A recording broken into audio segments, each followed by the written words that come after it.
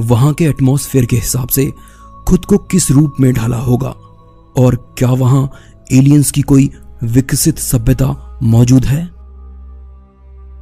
लेकिन इतना सब जानने से पहले दिमाग में यह सवाल आता है कि केपलर आखिर ऐसा करता कैसे है।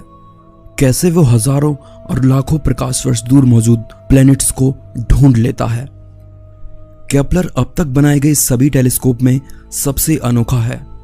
ये और टेलीस्कोप की तरह सुदूर अंतरिक्ष की अलग अलग तस्वीरें नहीं भेजता, बल्कि इसे आसमान के एक खास हिस्से को लंबे समय तक देखने के लिए बनाया गया है, जो कि कई सालों तक उस खास हिस्से की इमेजेस को दिन में कई बार कैप्चर करते हुए उसे एक ग्राफ के रूप में कन्वर्ट करके हमें भेजता रहता है। इसमें अनगिनत तारों से आती रोशनी हमें दिखाई देती है। केपलर द्वारा ली गई इमेज में दिखाया गया हर एक छोटा रोशनी का बिंदु अपने आप में सुदूर अंतरिक्ष में मौजूद एक तारा है। केपलर कई सालों से आसमान के एक छोटे से हिस्से हंस नाम के तारामंडल पर नजर रखे हुए है और आपको जानकर हैरानी होगी कि इसी छोटे से हिस्से में 40 लाख से ज्यादा तारे मौजूद हैं। लेकिन केपलर को तारों को खोजने के लिए नहीं, बल्कि उन तारों के चारों तरफ घूम रहे ग्रहों की खोज के लिए बनाया गया है। लेकिन जिन तारों का प्रकाश ही इतने छोटे बिंदु के रूप में हम तक पहुंच पाता है, तो उन तारों के चक्कर लगाते ग्रहों को हम केपलर की मदद से कैसे देख सकते हैं।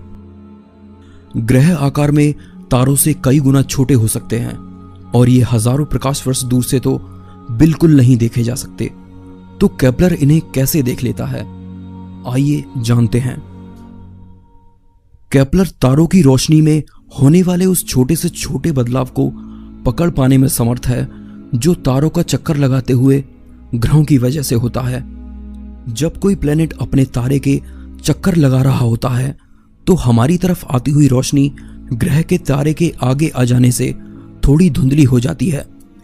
तारे का चक्कर लगाता ग्रह अपने आकार के हिसाब से तारे से हमारी तरफ आती चमक को धुंधला कर देता है। रोशनी में धुंधलाहट की वजह से हुए इस मामूली बदलाव को पकड़ने के लिए ही केपलर को डिजाइन किया गया है। ये बहुत ही परिशुद्धता से इतने मामूली अंतर को कैप्चर करते हुए ग्राफ पर दर्ज कर देता है। आइए इसे एक आसान तरीके से समझते हैं। मान लीजिए आप अपने घर की छत से खड़े होकर किसी दूर जलते हुए बल्ब को देख रहे हैं और उस बल्ब के पास एक छोटी तितली मंडरा रही है। तो क्या आप उस छोटी तितली को देख पाएंगे? नहीं। लेकिन जैसे ही तितली उस बल्ब के आगे से गुजरेगी, तो उस बल्ब से आती रोशनी एक पल के लिए मंदी हो जाएगी। ये बदलाव इतना मामूली भी हो सकता है कि इंसानी आंखें इसे अनुभव ना कर पाएं।